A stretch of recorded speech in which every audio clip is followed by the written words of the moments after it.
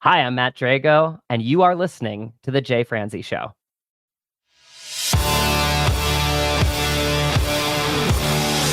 Welcome to The Jay Franzi Show, a behind-the-curtain look at the entertainment industry with insights you can't pay for and stories you've never heard. Now, here's your host, Jay Franzi.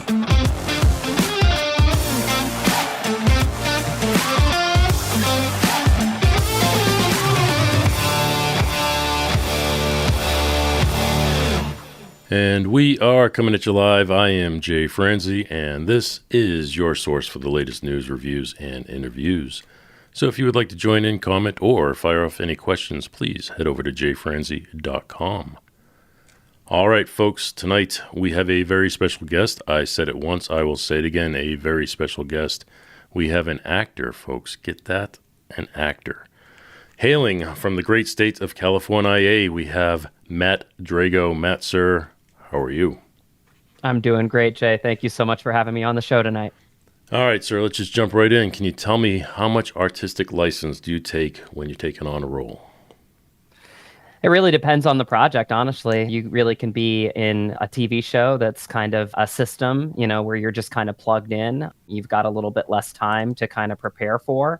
So that can be a little bit of a different beast. But, for the film that I'm in right now, Somewhere in Montana, it was a 2-year process where I just got to live with the character, really kind of do my work as a character. I went a full method approach for this one. I lost 25 pounds for the role. I really just kind of let the side of me and the side of the character really just kind of merge into one, and really just got a lot of time to just kind of work on my backstories, which are things that I like to do when I prepare for the character, and, create a playlist and, do all the stuff that kind of makes me tick as the character. So it really just depends on the project. But when you've got a cast and crew like we had on Somewhere in Montana, and you just get the space to live and breathe in the character and the story for a long amount of time, it's a very joyful experience for sure.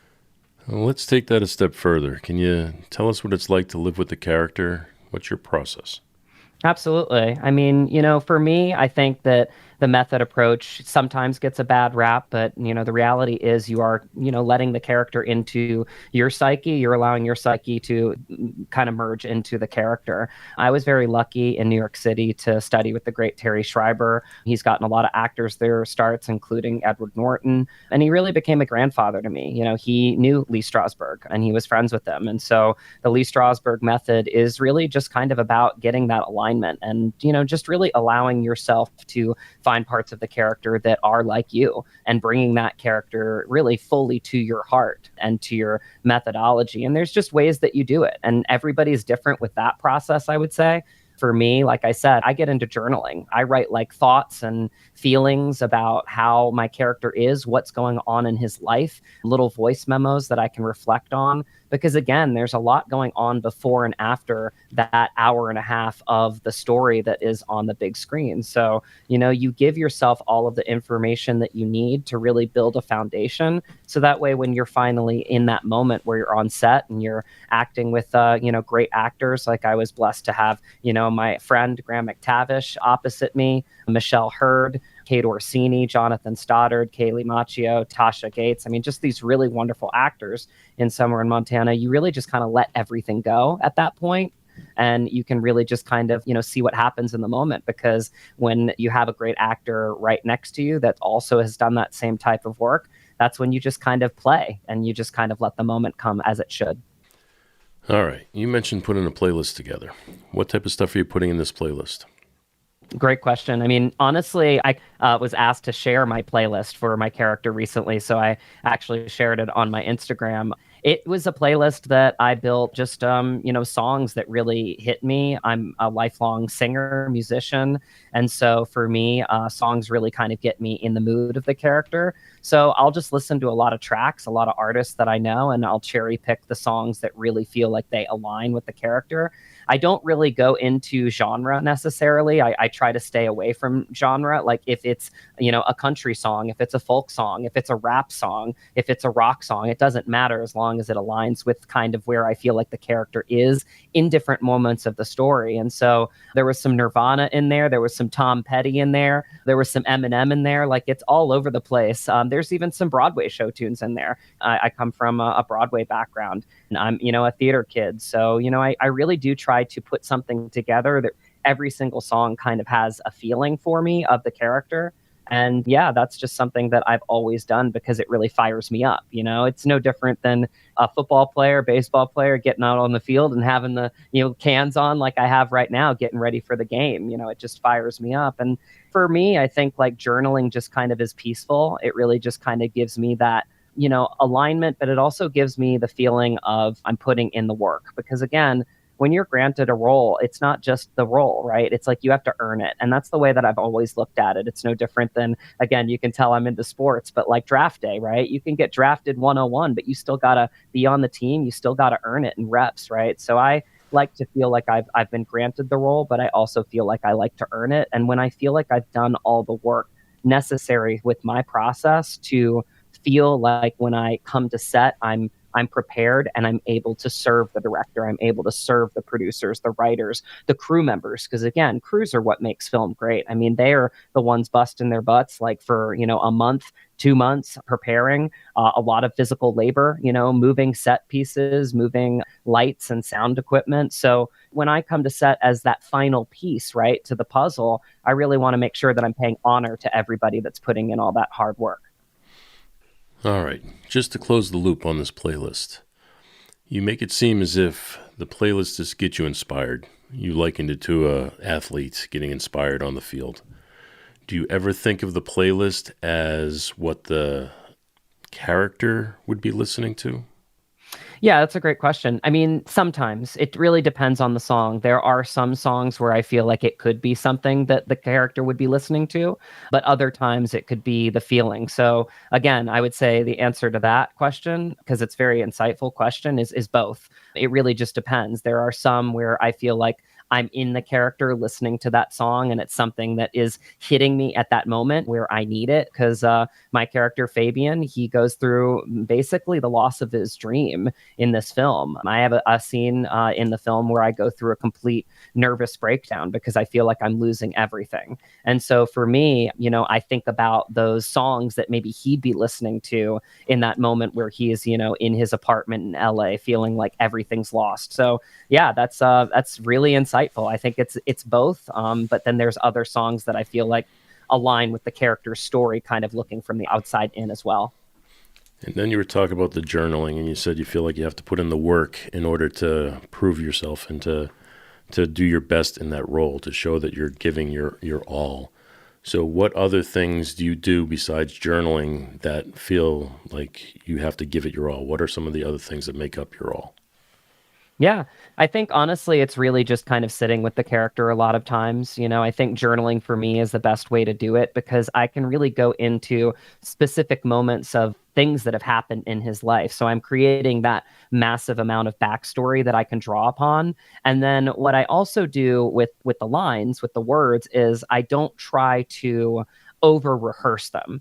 I over memorize them and I write them down so I can see them on a piece of paper, but I don't over rehearse them because I don't want to make, I don't want to lock in the performance. Because again, when you're opposite someone like Graham, in a 10-page scene, which we have in this film, which is very rarely done in modern cinema, and it's a conversation between two guys, just like we're having right now, you want to be able to play off of the other person. And so if you lock yourself into a performance, then you're not allowing yourself to be genuine and authentic. And this scene really warrants that authentic behavior. It's really based on a lot of listening. And I feel like when you lock in a performance and you are rehearsing your lines over and over again, you have a way that you want to say them, you have a way that you want to perform them, and then you're not allowing the other person in. So acting is all about behavior, it's all about listening. And so for me, when I do all of this work, the best part happens, Jay, which is I go to set and I let it all go, because then I'm around other actors, like I said, that have done their work, and I can really just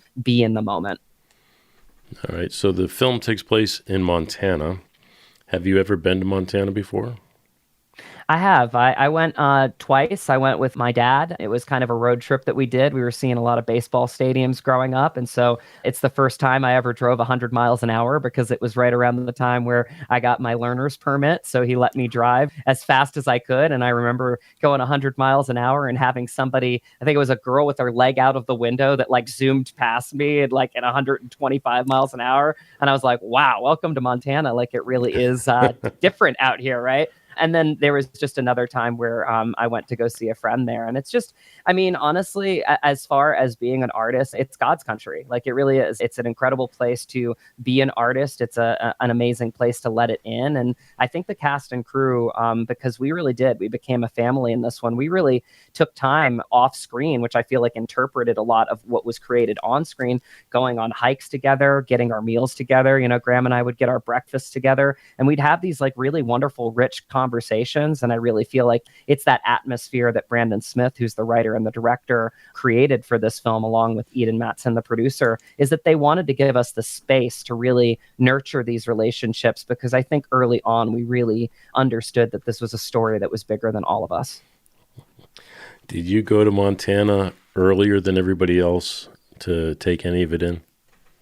I sure did. I was there the longest amount of time. And that's because, you know, my character Fabian is a director and I in real life am not. And so I've directed a little like web series things like, but not to this scale. And so what I really wanted to do is I wanted to show up to set and really find out how he runs a set. Because, you know, writers write what they know. And he wrote himself into the two characters, the two main characters of the story, being John and Fabian, in different ways and different facets of his personality. So I really kind of wanted to study how he ran a set. So I showed up. I actually drove all the way up from LA to Montana, making stops in Vegas. I actually got to see Mad Apple the opening night, which was pretty cool, which is like a love story to New York City. And my family's from New York City. So that was a pretty cool event. And then I went right to Zion. It was really kind of where I let go of the big city, which is kind of my method approach. It's creating ways to really feel the transitions between different parts of my story as the character, because he really does. He's got so many tempo changes. You know, I was told by the editor of this film that, like, you know, you really do. You have the hardest part in this film because you really are the outsider and you're coming into John's world and you're trying to figure it out. Well, that was part of me trying to figure it out, was to go straight from Vegas to Zion and hike the Crystal Lakes and just watch a waterfall for, you know, a half an hour. And I can't tell you, Jay, the last time I've done that. But the whole time that I was driving up from LA to Montana, you know what was playing? It was my playlist. Now, you said it was John's world. You mean John Alexander? That's Graham's part in the movie? Yes. Another thing you mentioned in there is being from New York. I'm also from New York. My family's from New York. But I actually grew up in Boston, sir. So we do have a little bit of a rub to deal with tonight. I didn't realize till I was older that you're not supposed to like the Yankees and the Red Sox. I didn't realize that. My grandfather would take me to Yankees games when my dad would take me to Red Sox games.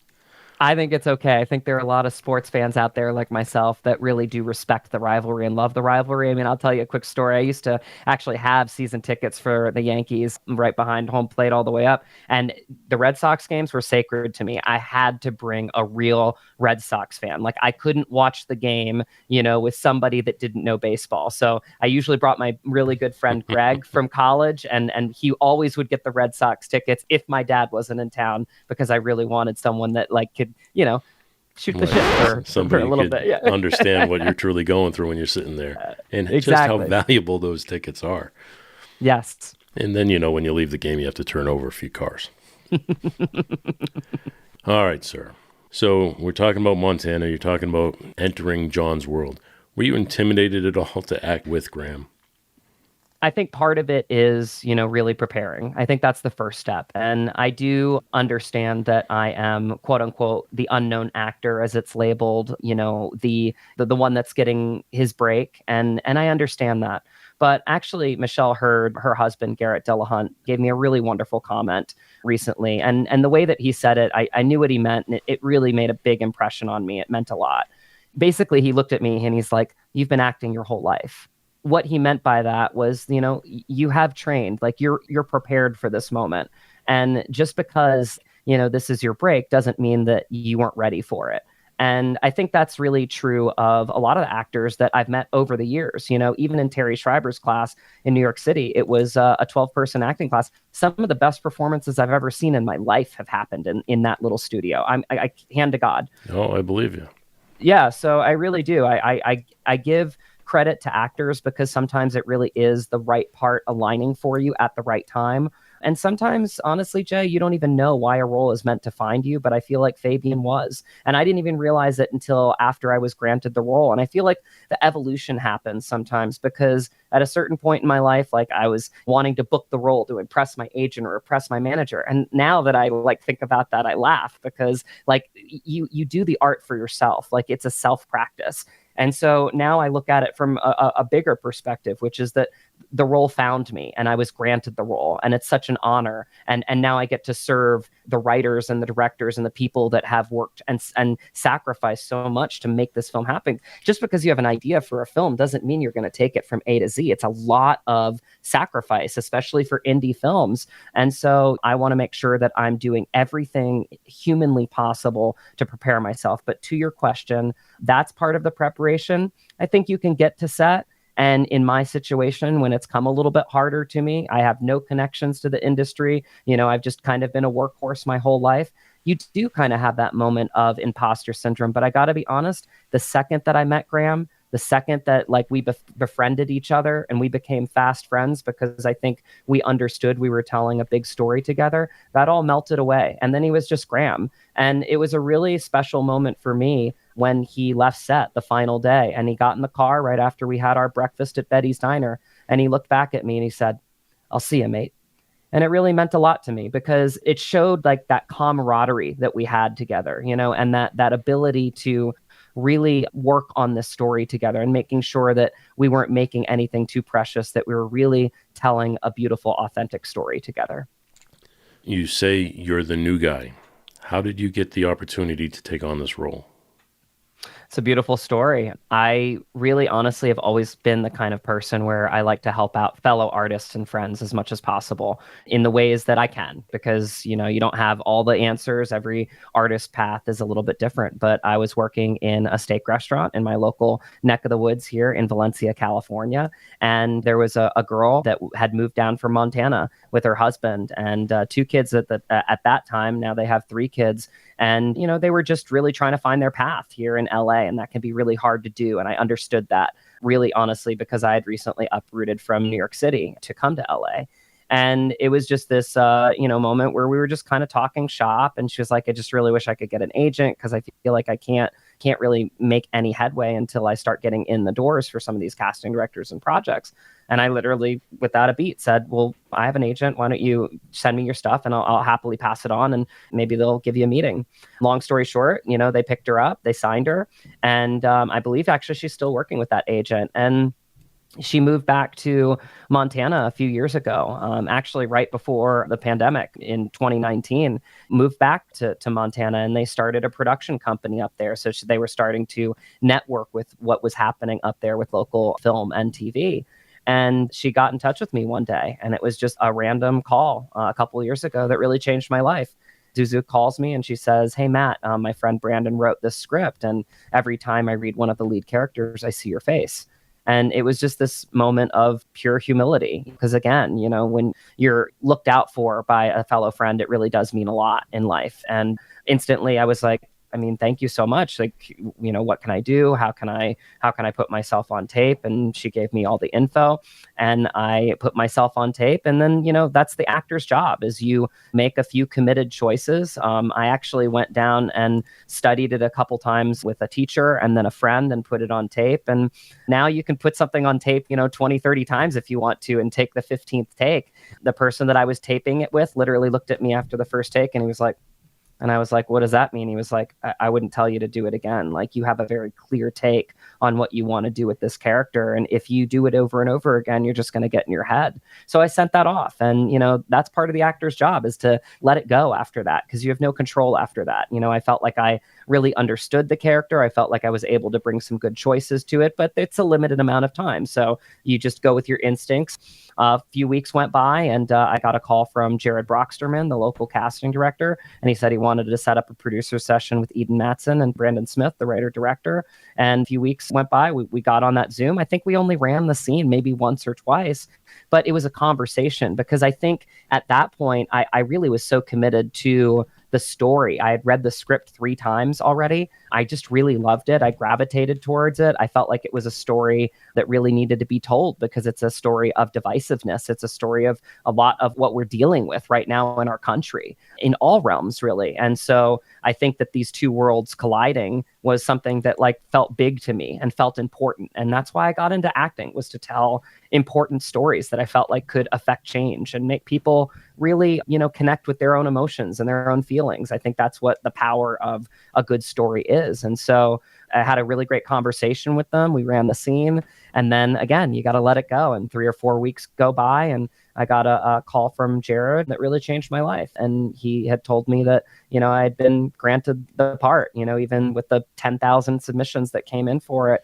It just meant so much to me. But I got to be honest, Jay, I mean, the second I hung up the phone again, like my first thought was, okay, Matt, it's time to get to work, because that's when the work really starts. And that's when you really earn it as an actor. And so I really wanted to make sure that I was doing everything that I could to make the cast and crew proud. Let's take a second to discuss the phone call. Where were you when the phone call came in? I was in my bedroom. I think I was doing laundry. So glamorous. So you're at home, you're doing laundry, and you get this phone call. What was the feeling when you got the phone call, when you finally got the news? Well, beforehand, I mean, I got the call and, I think picking up the call, I just didn't know what to expect. I felt like because it was a producer session, I was probably going to hear back either way, whether it was going to happen or not. So were you nervous?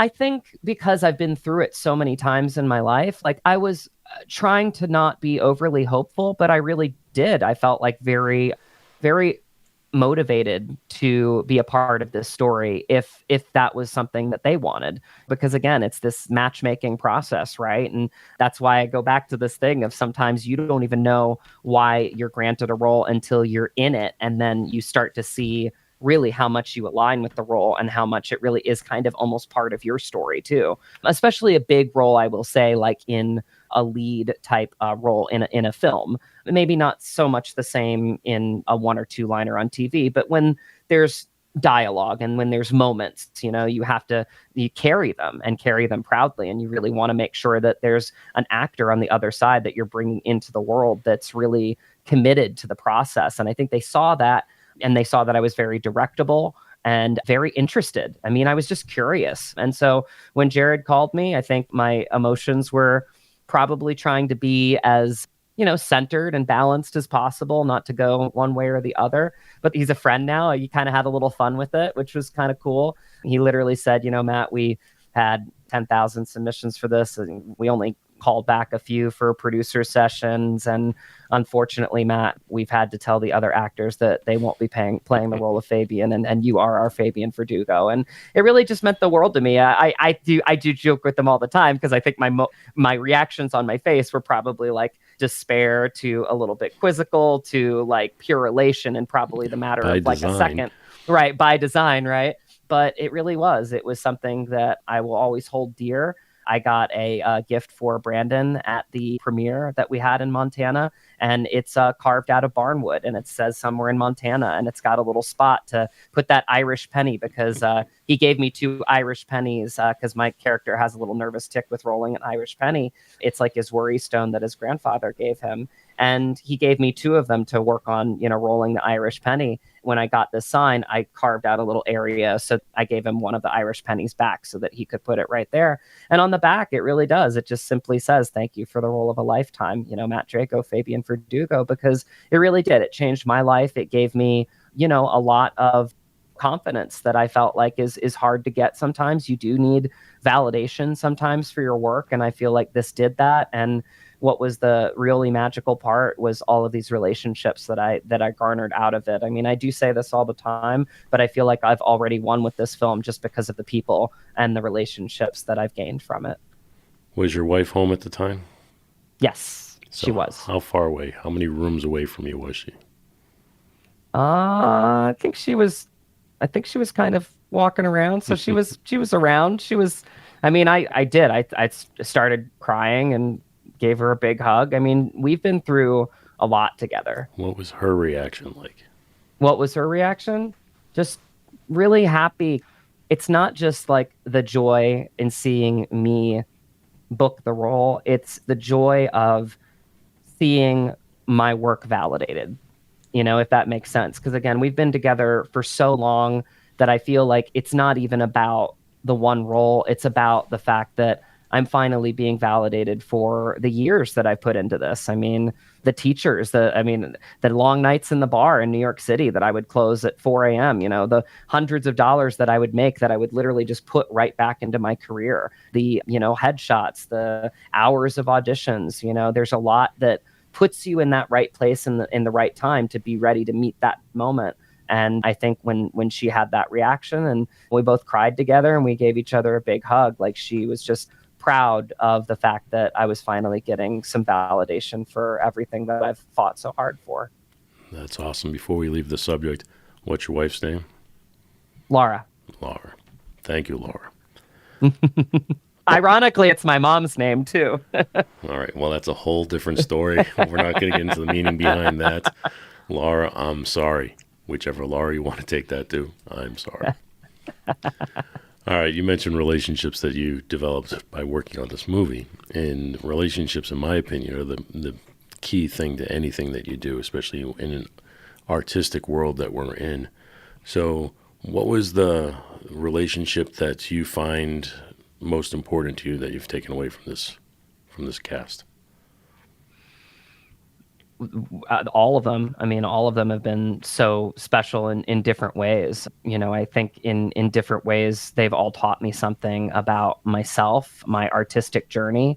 I do specifically with people like Graham and Michelle because I am an actor. I think that they really showed me really why they're pros, why they have these career durations. And yes, you do still need that opportunity. You still do need that quote unquote break, right? But a lot of it is giving space to actors and directors and writers and crew members, that are getting their start, as most people do in the indie world. So I really just go back to those really deep, meaningful conversations that I had with Graham leading up to this really big scene and just understanding that like he was there for me, and feeling that. And Michelle, just kind of past the production, because obviously we knew it was going to end, right? And when it was going to end, it ironically ended on my birthday. That's when we wrapped the movie.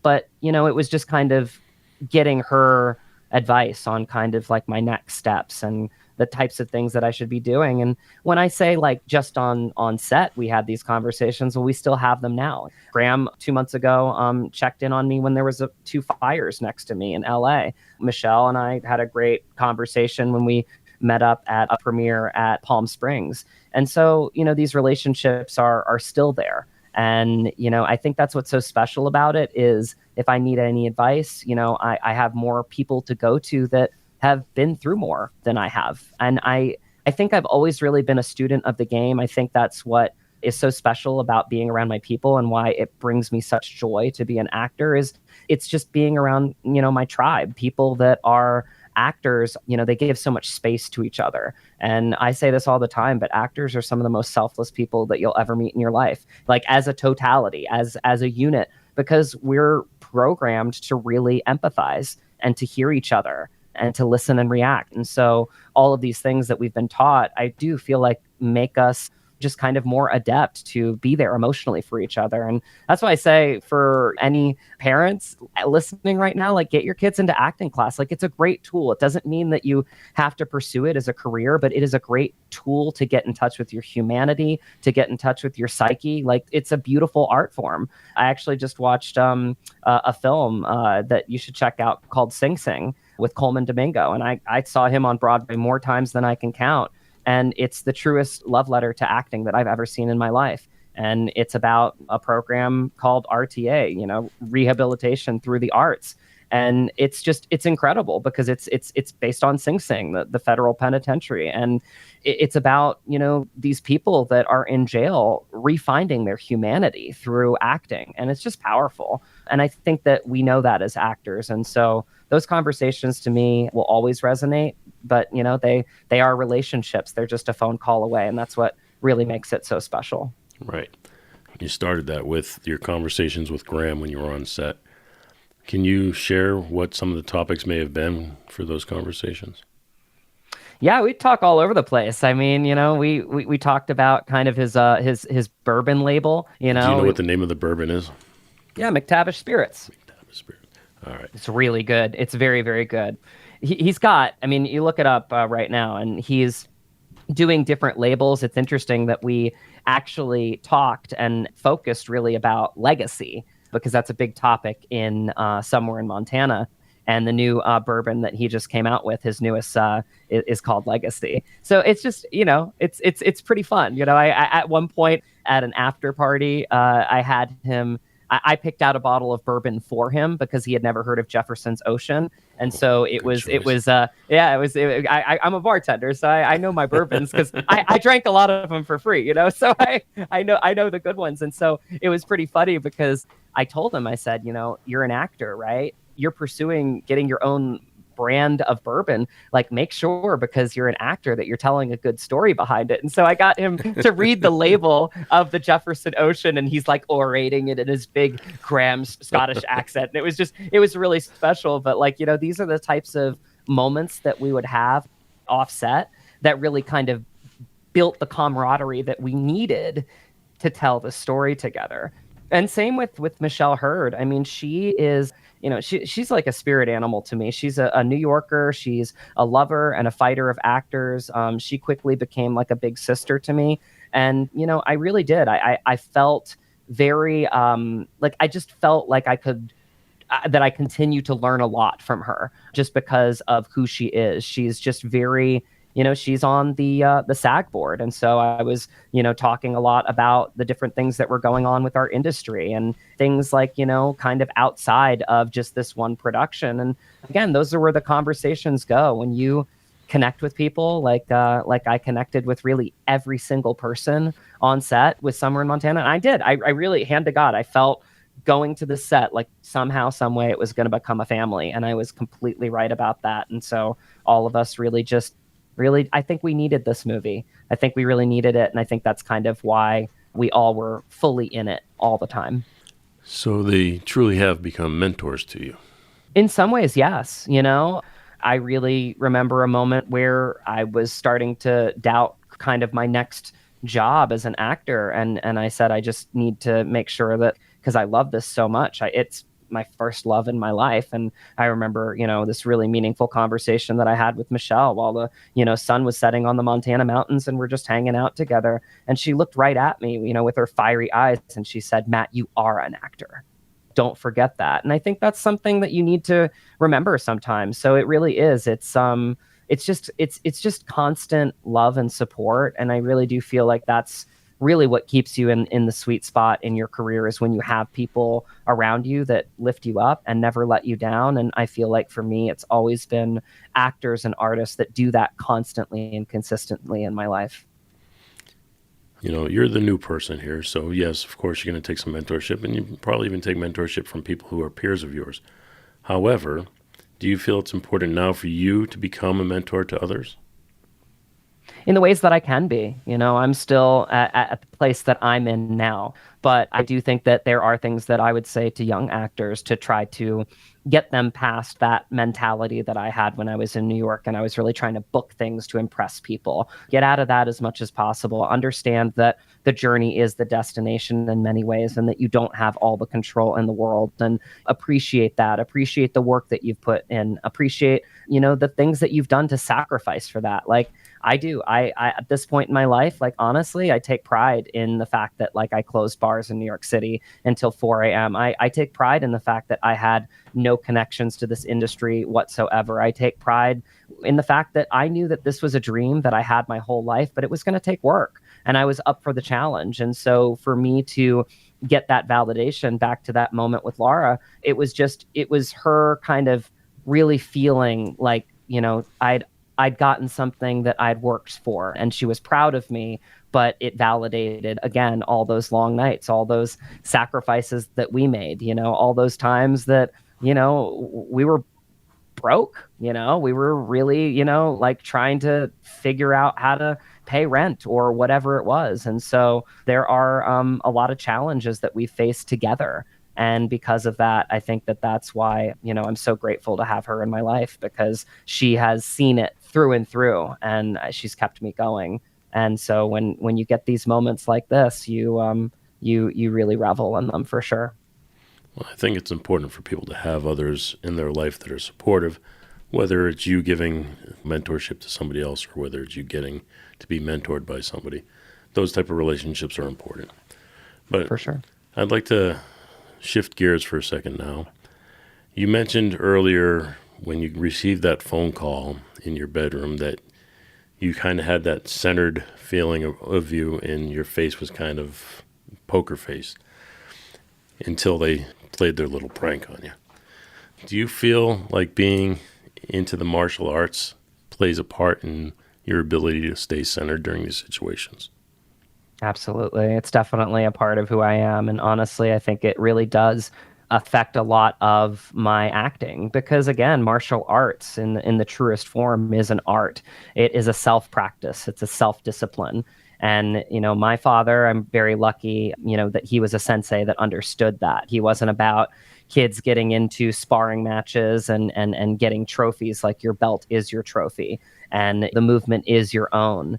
And there are still times that I say, again, in terms of mentoring a younger generation, like find things that you're passionate about outside of something that really is like something that you want to be your career, right? Like, for me, like I go out in a park and I still do katas, to clear my mind. Because again, I know what my passion is in life, but in order to be in it, like, and still pursue it, you have to have other things that you also love, or you'll burn yourself out. So, for me, it's always been martial arts. It's a safe place to go to.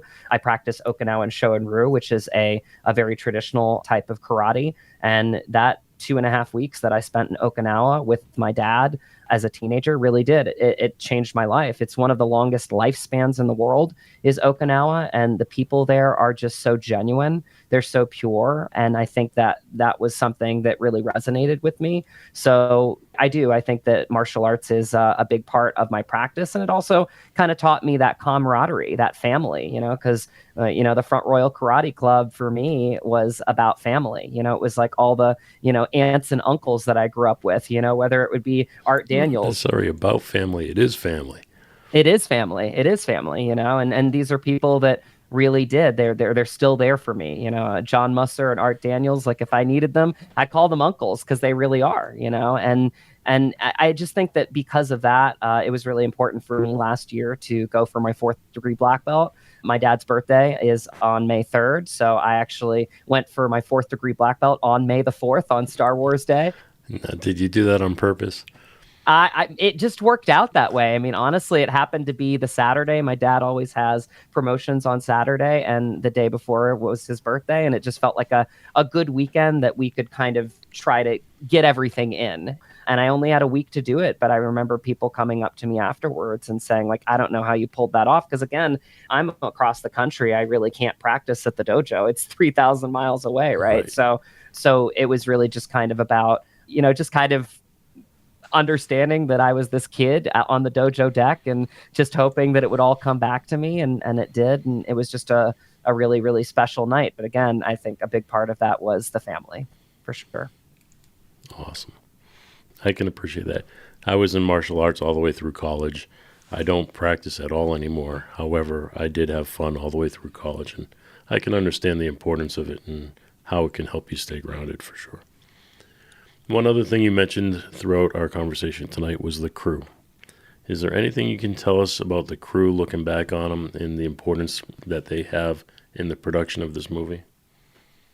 So much importance. We couldn't have done it without them. There is something about the crews in indie films specifically, because you have to remember, where you would maybe have 100 people being part of the lighting design team on a big budget film. We have like 2-3 people that are kind of responsible for the sound. We had a boom operator and a mixer, so many things. But a couple that come to mind are one of the biggest scenes of the film, that 10-page scene. We actually shot that in the day. And that was a crazy thing because we were actually running out of night scenes. So we just kind of had to flip and fit that one in. And so basically because of that, we had Jason, who was our gaffer, basically hang this light. And we found this space on the upper barn that, again, AJ Young, our brilliant cinematographer, and Brandon went upstairs, and it was dirty. There was some creatures up there. I'm not going to lie.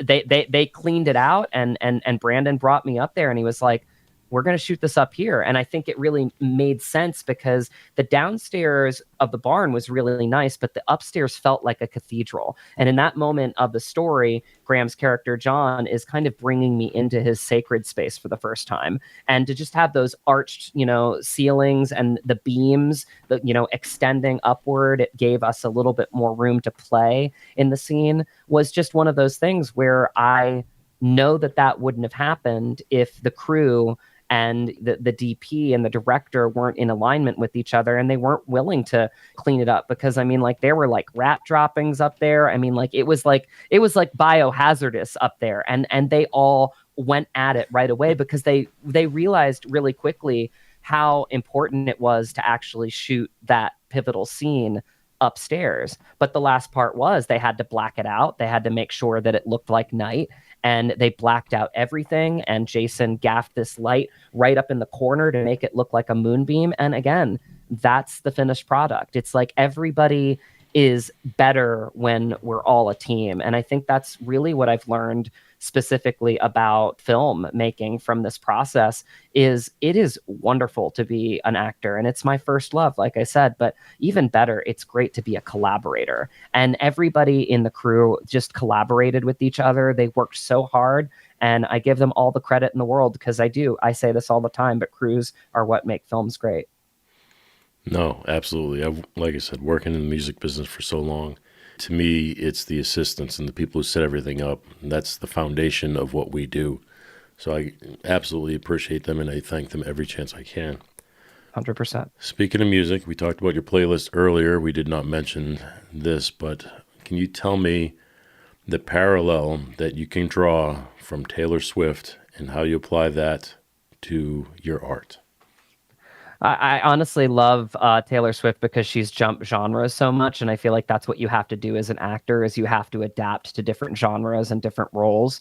I also just kind of like the space that she's created, and it's a space that, because my wife and I got eighth row seats at SoFi and still on the credit card, man, but we paid it off eventually. But it was totally worth it because, again, that's kind of like one of those things that she didn't even realize what atmosphere she had created. Taylor Swift, whether you like her music or not, she really does bring people together that are genuine, that are kind, that are experiencing something together. It's no different than experiencing something at a football game, experiencing something in the movie theater. I think good art brings people together. It brings them to a place where they can feel together, where they can be in touch with their emotions. And when you see people like trading friendship bracelets, it feels, just kind of this kumbaya world that we all really want, right? We don't want all of the dissonance that we're having in the world. So I think her music really gravitates to me. There's just some powerhouse ballads that she has. Exile is one of my favorite songs. It's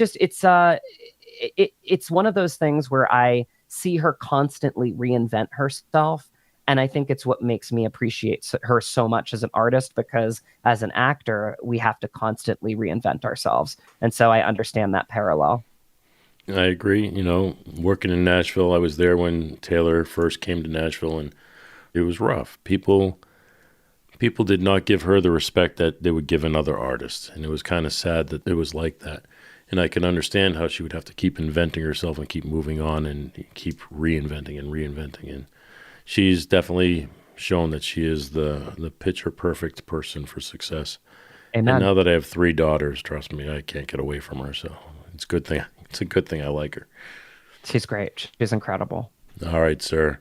Well, we do this thing here we call Unsung Heroes, where we take a moment to shine the light on somebody's work behind the scenes or somebody who may have supported you along the way. So do you have anybody you would like to shine a little light on? I shine all the light on my wife because honestly, I don't think I would be where I'm at in my life without her. And it's too many things that she's done for me. It's little moments that she's had to pick me up. It's us really picking each other up because we've had both of our challenges and our battles. She was an actress and she went to, I say she was an actress. She went to NYU Tisch. She once an actress, always an actress, but now she's writing. She's gotten more into writing, and she's one of the 5 fellows and project involved with Film Independent, the Independent Spirit Awards. And so I think within that, we've found ways of being artistically in alignment to really support each other. But nobody knows you like your significant other. And, she knows my pluses, my minuses, but she keeps me on the up and up. And, I'm just so grateful for her behind the scenes, because that moment, again, that you brought up, that we've talked about tonight, where I was granted this role that really did change my life. It was just the look in her eyes, honestly, more than anything, that really just meant the world to me, because she knows. And she knows the things that have gone into it to have that moment even be possible. And for that, I'm just so grateful that she's in my life. And that we met in a little 12-person acting class in New York City to find out we grew up 3 blocks away from each other in a small Virginia town. I mean, you can't write that stuff. So just really, really grateful to have her. That's crazy. You say she knows your strengths and she knows your weaknesses. So what would she say your biggest strength is? I think it's honestly my unwavering spirit to fight for something that I believe in. Hold on. Not what you say it is. What does she say it is? She would say that. She would say, like, with you? Yeah, she would agree with me. I really have. I have, when we moved to LA, for example, like, I did not have a job. And I don't know if you know what TaskRabbit is, but I was the top TaskRabbit in all of LA. And it's that kind of mentality where I haven't been given things. I've had to fight for them. I had to work hard for them. And she knows that. So, I don't know exactly how she would say it, but I think it's my fight. I think it's the fact that, like, I fought for things in my life. And I think that's a trait that she finds really attractive in me. And I see it right back in her too, because she's the exact same way.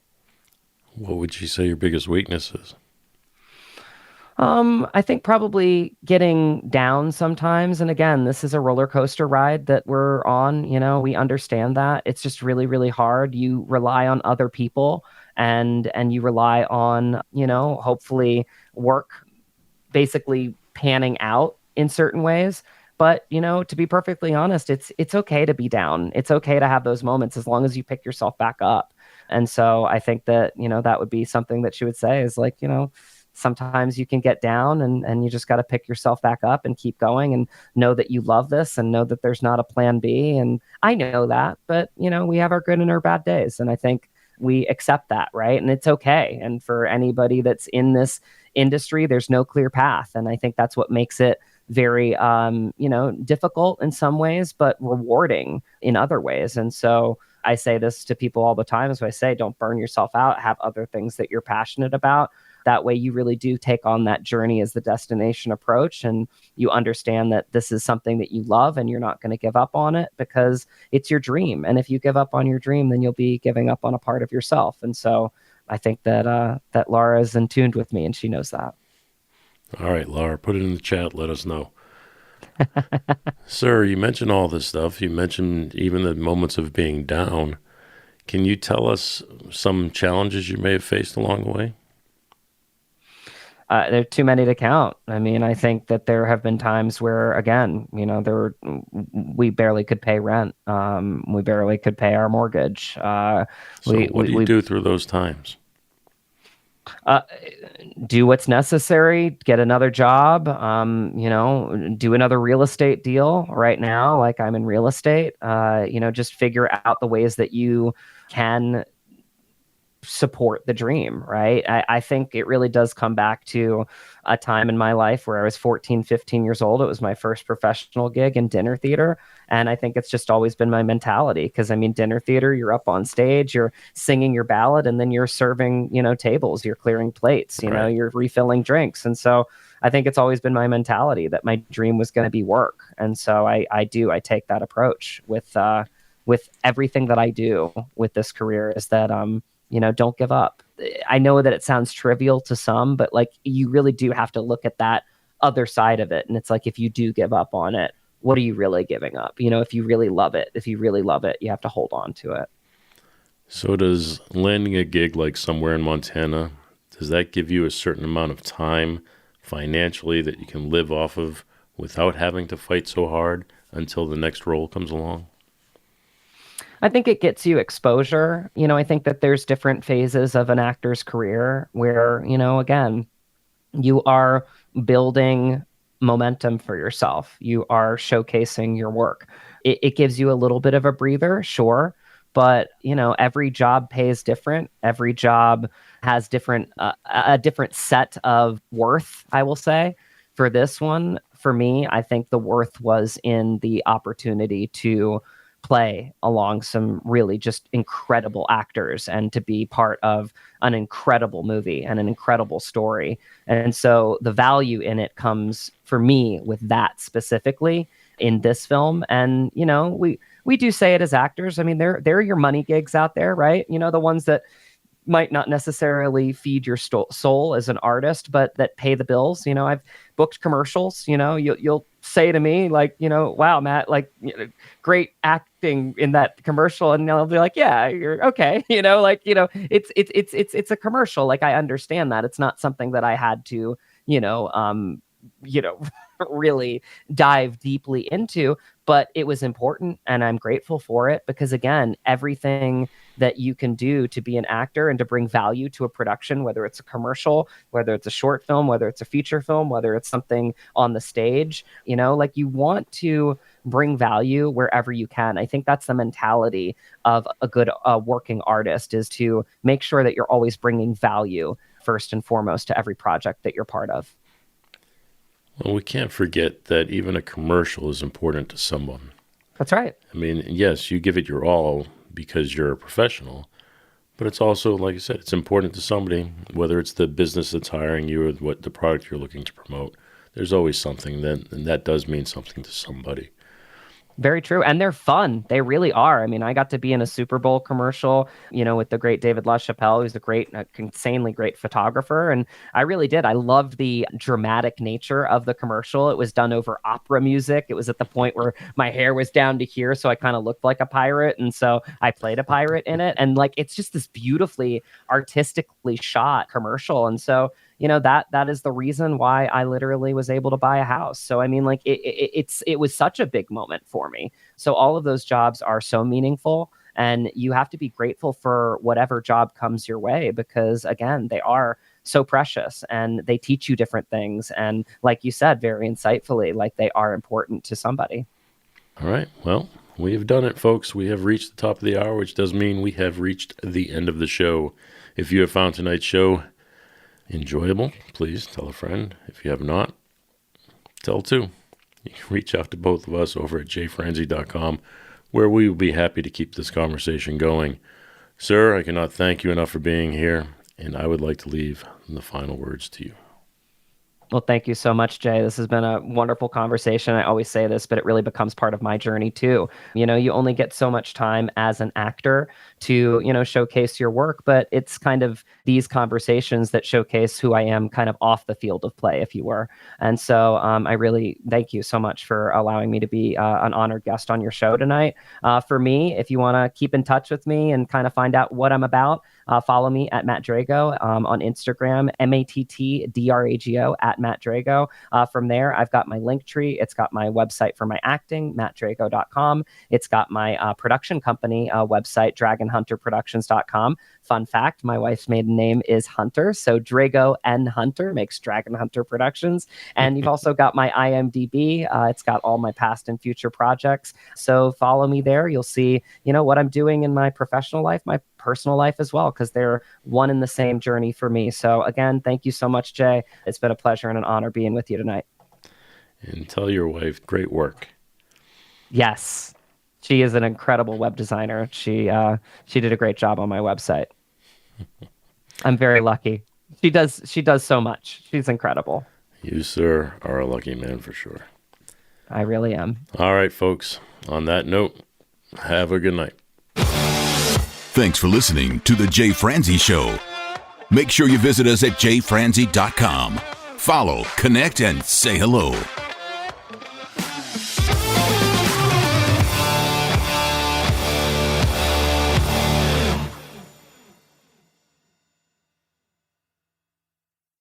This episode has been brought to you by VR Knives, your source for 100% custom knives made by a true rock star. So, if you're in the market for a new piece of art, reach out to VR Knives. 407-421-5528. 407-421-5528.